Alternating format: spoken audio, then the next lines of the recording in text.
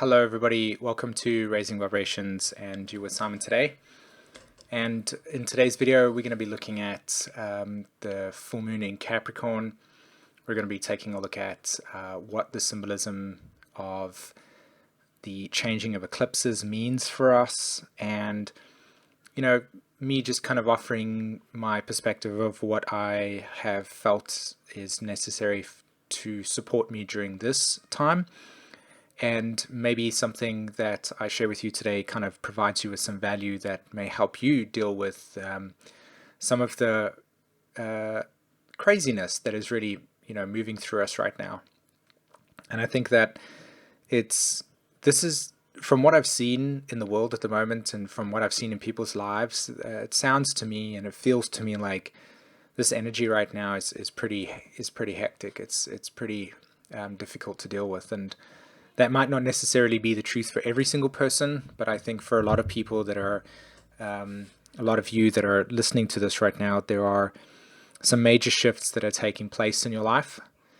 And I suspect that, there's a lot of things that comes along with, different directions that are made available to us right now, big choices that we need to make, and what that means for us, and how do we begin to make sense of it. So I think that today's video really just tries to speak to all of these different themes that we're kind of dealing with, and hopefully you can come away from this conversation with some value. So we've looked at this solar eclipse pattern change. So what I mean by that is the solar eclipse that happened on the 2nd of July, and of course, on the 16th of July, we're going to be experiencing a lunar eclipse in Capricorn. And we also have Mercury retrograde at the moment now. We've got Chiron retrograde, Neptune's retrograde, Pluto's retrograde, Saturn is retrograde. There's quite a lot of energy at the moment that's reflecting a very deep internal process. And so in the portal of the eclipses, we're in a sense moving through a period of journeying into the underworld. And I'll show you with the cursor over here. I like to use imagery to illustrate it. You can see my cursor over here. I'm sure it's there we go. And right in the middle, right in the middle over here, this image speaks to the portal. And we have a solar eclipse reflecting on this side over here, and we have a lunar eclipse that's reflecting over here. And between the two, there's this portal of transformation or transmutation. And I think it's a really big thing to know about this energy at the moment, because as much as it is super intense and that there's a tremendous amount of things going on at the moment for us in our lives, it is a portal reflecting a metamorphosis. And a lot of the time with metamorphosis, the thing that you have to remember is that the caterpillar doesn't actually know it's turning into a butterfly in that sense, and it's only just inherently in its blueprint. And I think that that's something that can be very difficult for us to deal with at a mental level. When we go through a metamorphosis within our own personal lives, i.e. a change in job or a change in a relationship or a change in home, these things come with natural fear, and it's not uncommon for us to have to process through boatloads of insecurity or uncertainty, or a sense of where we will be or what's going to happen. These are kind of natural functions that our brain and our nervous system and our prefrontal cortex wants to get involved with.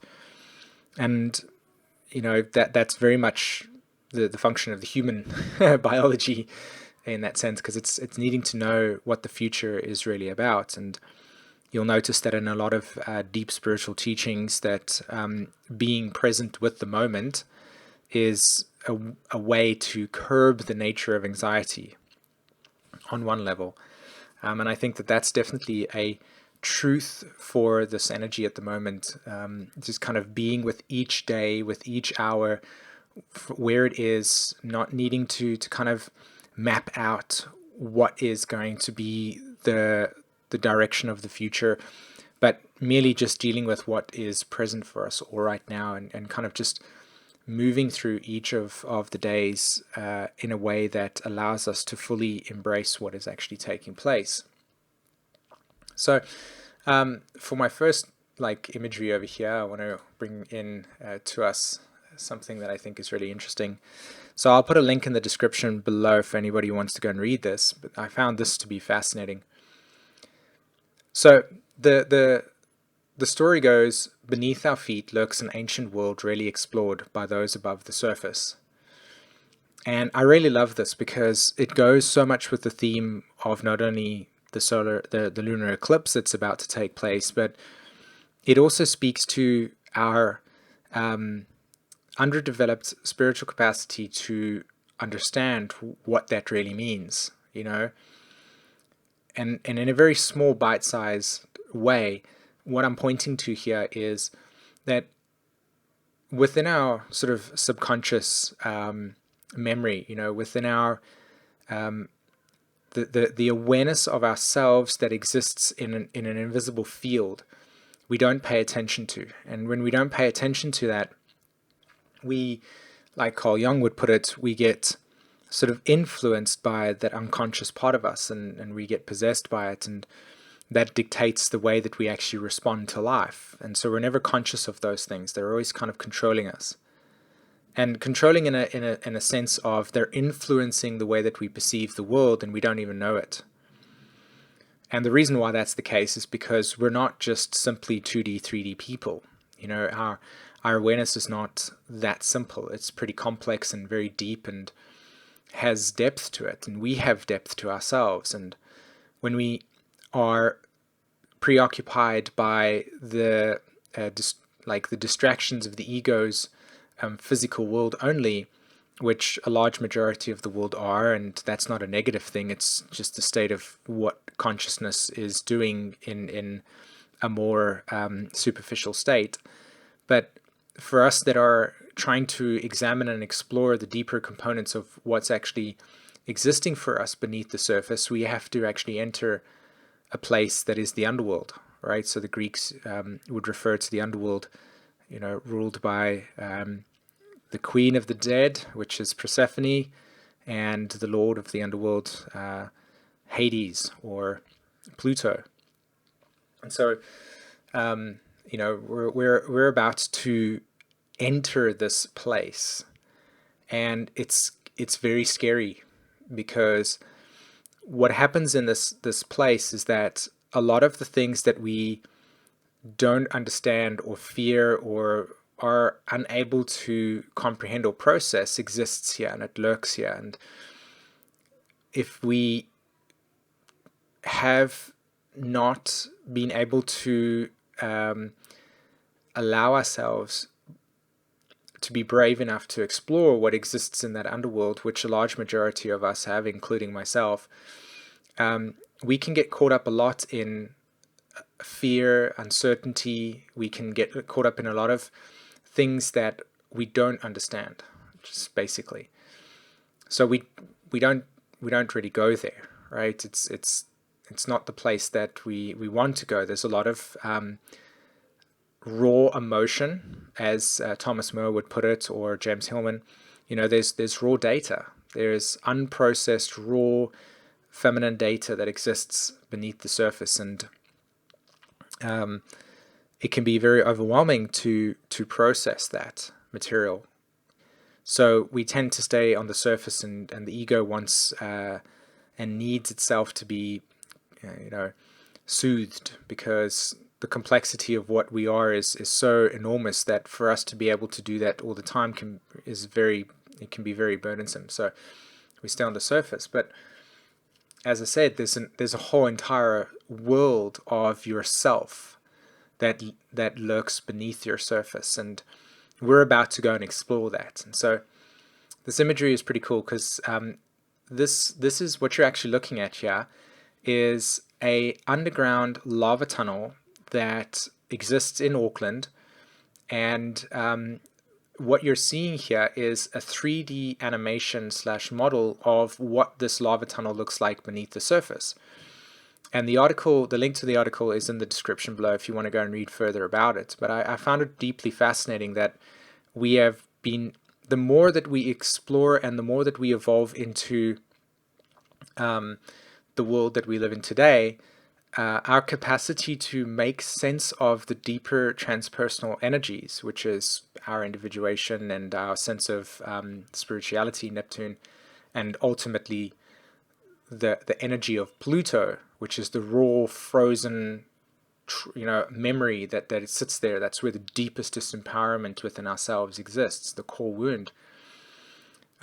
We are, as a human race, being able to slowly but very surely begin developing a clearer picture of what this subconscious realm looks like. And so you can see the great thinkers of the 1900s with Daniel Dare coming in, with Carl Jung, for instance. These people brought through, and many other people that have developed the realm of psychotherapy, as an example, exploring these deeper layers of our psyche. And so this is kind of, to me, a representation of our ability to develop clearer perceptions of what exists in the world. So this is one realm, right? The 3D technology gives us the opportunity to see beyond what we have seen before. Like, for instance, some of you that have had children, there's an ability to use 4D ultrasound or 3D ultrasound mapping, so you can see what your baby looks like in the womb in a way that is completely radically different from the past. And this kind of development is what is a reflection of our own sort of a capacity to explore deeper space, deeper dimensions of reality, right? So beneath our feet lurks an ancient world rarely explored by those above the surface. And it's just simply that it's not there, and that's what Pluto represents. So why speak about this? What is the reference over here again? And the reference is that when we actually go through our lunar eclipse, which is where the moon's going to be at 24 degrees Capricorn, the sun's going to be at 24 degrees Cancer, it's going to cross over Saturn, it's going to cross over the South Node, it's going to cross over Pluto, and then it will eclipse. And of course, with the solar eclipse that happened on the 2nd of July, all of the energy was sitting over here, right? 10 degrees Cancer. And so the sun and the moon and the North Node, it was squaring Chiron, okay? And what that represented was the emotional energy rising to the surface.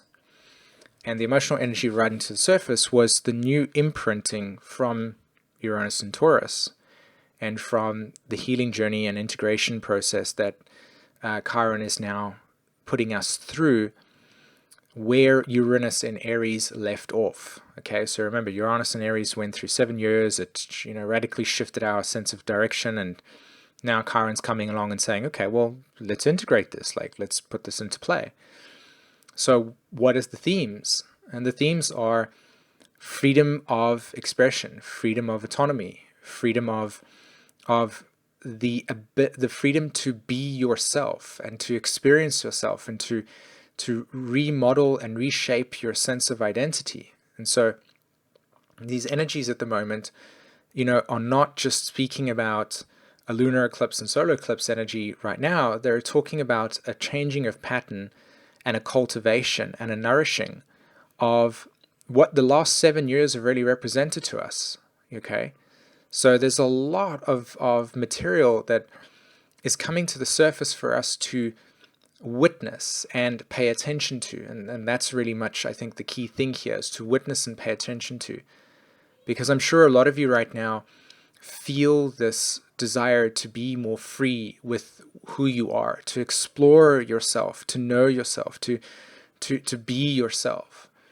And a lot of the traditional roles and structures and ideologies and perspectives of the world in the past have never really fully allowed for that nourishment to take place for the collective. It's been primarily, in my view, from what I've observed in my limited capacity of spending time observing this, something in which people really never got the freedom and the autonomy to truly choose for themselves. A lot of their choices were pre-made for them. And so now when you wake up to the realization of what actually excites you and you want to give your heart's desire consistently that, it's like, well, there needs to be a restructuring of what the outer world and self-identity looks like, so that you can actually, in a sense, have the groove, be in that groove, be in that kind of, when, for those of you that maybe not know, but I'm sure most of you will know, a record, right? There's grooves within the vinyl of a record, right? And so those grooves reflect a kind of structured path of how your consciousness flows in your awareness. And so what that looks like now is a kind of reorganization and shifting, and you're standing on what platform and you're being in that place, and then all of a sudden this kind of eruption of energy from beneath the surface starts to shake you, and it changes your landscape. This is what's actually happening. Your landscape is changing. And as you're kind of dealing with the internal restructuring of your landscape, all of the things that will naturally come up from a very primordial state will be present with you. And that's what the chaos is. It's the chaos, it's the uncertainty, it's the absence of calmness. And that will be represented, of course, through the Mars square Uranus that's taking place, And eventually when we do actually hit the 16 degree, or sorry, not the 16 degree, but the lunar eclipse on the 16th of July, well, this is where we're all going to be pulled into the realization of what prevents us from being that free, autonomous, self-directed person. And of course, a lot of that has to do with breaking down emotional layers rooted in fear, memories that are held of the past that prevent you from doing those things, right? And from weighing you down.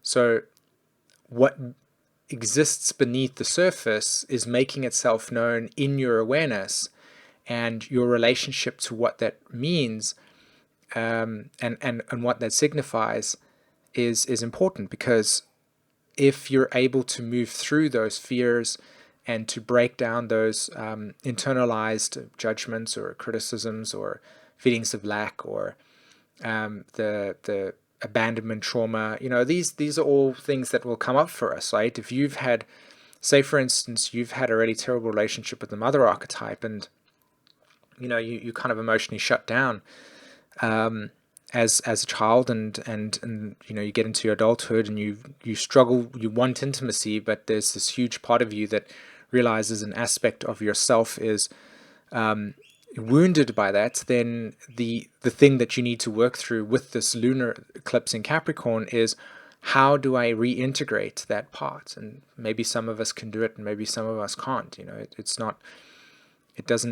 is not a thing of you should do it kind of thing. It's more of being aware of these things, being aware of where there are things that you carry within your subconscious mind that weigh you down. And how do you rewrite the script? I think this is really important to understand between the Jupiter and the square to Neptune at the moment. Because remember, Jupiter's retrograde as well. So we've got Mercury retrograde, Jupiter retrograde, Neptune's retrograde, in the sense there's a lot of energy that's pulling us inward. And I think this is what actually happens pretty much every single year around this time. A lot of retrogrades, right? So we deal with a lot of internalized or internalizing processes, over the months of June and August. So it's not surprising that, again, here we are sitting dealing with the things that are necessary for us to process out and to liberate from. So the Cancer energy, because now we have Venus in Cancer as well, by the way. So we've got Venus in Cancer.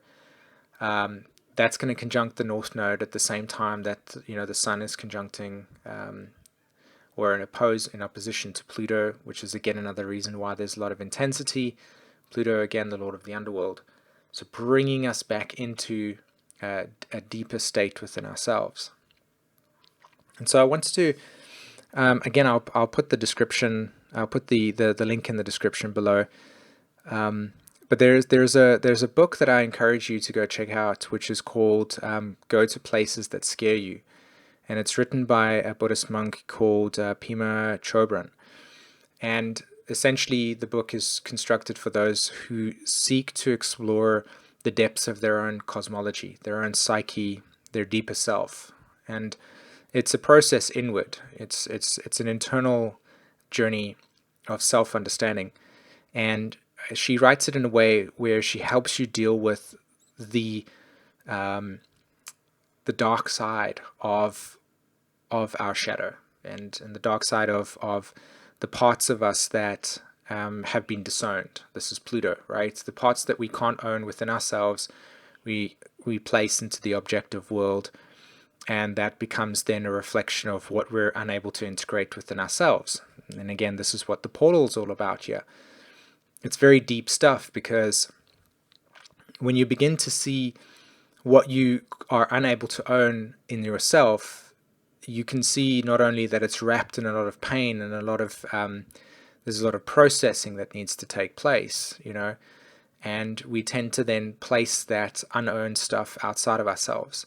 And from my point of view, at least, and I'm sure this is shared from many other people out there, is that one of the things about the human journey is the ability to reintegrate those disowned parts of ourselves and the traumas that are associated with that. And it doesn't mean going to look for them. It means that when they arise, like in this case, you can manage what is being unable to be owned within you. And again, that's always going to be some form of deep wound or deep experience that really was disempowering ultimately. And so that book, and I'll post it in the description, speaks deeply to the importance of how to not only process them, but what type of psychological attitude you need to have in order to deal with those things. Because, of course, like I said, when you go into the underworld, as you read with the Greek mythology, there's many different forms of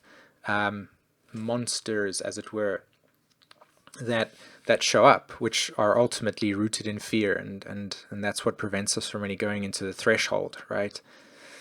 So that's something that I think is really good to look at. Another thing that I think also shows up for this energy is what nourishes us, right? What deeply nourishes us.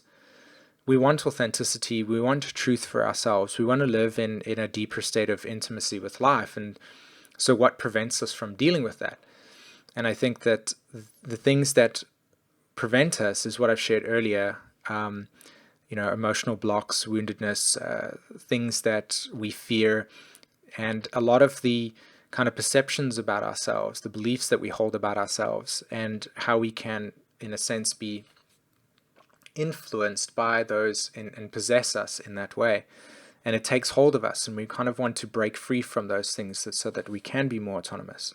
So the new moon in Cancer reflected what is it that we want to nourish our life with? What gives us more deeper connection and intimacy with life? And so as we go through this portal right now, we're going to go into the underworld, and the underworld's going to tell us what stops us from getting that, right? And that's important to note. And there's two more things that I want to talk about before I end off this conversation today. And one of them is that, during this period of time, especially with Cancer Capricorn energy reflects our ability to develop a sense of self. And the way that we do that is by going out into the world, and we explore the different ways that the world works, and then we come back home and we nourish it and we process what impressions we had. So Cancer being that part of nourishing in a safe space, and Capricorn being where we venture out and take cognizance of the world, which is why in classic astrology Capricorn or 10th house will be associated with career, because really what it's actually doing is it's the function of going out the home to explore the universe and then to come back and deal with your impressions of the day. And we do that eventually until we develop a sense of self, and that sense of self then becomes the way that we navigate in the world, right? So of course, when we're dealing with a lot of Cancer Capricorn energy activations, like now, the center of gravity of what we understand or how we see ourselves is going to be shaken. So it's natural to feel uncertain and insecure, and also deeply vulnerable during these times, because, well, you're having a lot of the things that provided security and safety for you kind of shaken, and now you're going to deal with whatever emotions were not being dealt with in those energies. In other words, what those energies were supporting were protection and nurture, and how did those then also protect you from emotions that needed to be processed, right? So a lot of relationship dynamics taking place. The Pluto Libra generation, for those of you born between 1972 and 1984, a lot of you are going to be dealing with some stuff at the moment that's pretty intense. A lot of relationships changing, and of course that's a big deal for you, because the next thing that I wanted to bring into this process is gender role, and the construction of how society models the way that we as human beings should live. And part of this kind of energy at the moment is pushing and prodding you to ask yourself, is this how you really want your life to be? And a lot of the time, the Pluto and Libras particularly, the structure of your life was made or bargained in a way in which that wasn't primarily your focus. And now that self-discovery is a bigger part of your process, you're realizing the importance of alone time and the importance of being independent and the necessity for independence as you discover more of yourself and learn more about yourself. So there's a lot of things that are taking place for you guys right now, and I think that you should just have to just kind of chill with it at the moment, and not overreact with situations, even though the emotions are high at the moment. Try to keep as grounded as possible, and the best thing to do right now, honestly, is to not try to answer the questions that your mind keeps up with, is what should I do? It's just kind of just ride this energy out right now, and then eventually at some point when it starts to calm down, start to make decisions about where you are and how you feel. Okay? All right. Okay, peeps. So my little final thing over here for this energy, is that what emerges from the unconscious holds the potential to awaken us. And I like this little, there's the unconscious sitting at the bottom over here, and here's our awakened self. This is the sun, and then this is the moon, or the feminine principle. And these kind of sharp little spikes of raw data that's coming to the surface into our lives, and we're feeling these things. And what is emerging from our unconscious is trying to reach to us. There's a communication, there's a dialogue that's wanting to be had. And so the necessity for listening to that dialogue and feeling those emotions and not acting upon them. There's no storyline that you need to attach to it, man. Just feel them, just feel what they represent to you. And so when you understand, we say, I see. And so the point here is for us to just get to the point of allowing those there to be there, and over time allowing for us to understand what that's about, by speaking about them, finding somebody that you can trust, and you can just have somebody just listen to you share your feelings in a safe space, so that you can actually see what that emotion is really trying to talk to you about. All right. Okay. So for everybody that is part of Raising Vibrations, and is deeply associated with our work and stuff, I want to just share with you that myself and Jen, for both of us, so we are both able to offer support. We're offering a 30% reduction on all of the guidance sessions until the end of the month, in hope to support this process. Okay, so we use things like human design and astrology to help you deal with and process through these things. So if you would like to schedule like a discounted session with us, or if you just need somebody to help you process what you're dealing with at the moment, in the description as well as the comments, we will put a link to be able to schedule, and you just use the code. Again, I'll write it there. Just use the code Eclipse-Season, and then book that with us, okay? And we'll be able to sit with whatever the story is that you're trying to process, and hopefully we can be able to support you in trying to understand what's specifically going on in your natal chart and also human design, okay? All right, my friends. be safe during this period of time. I look forward to speaking to you in another video. And yeah, that's it. Take care, everybody. Bye-bye.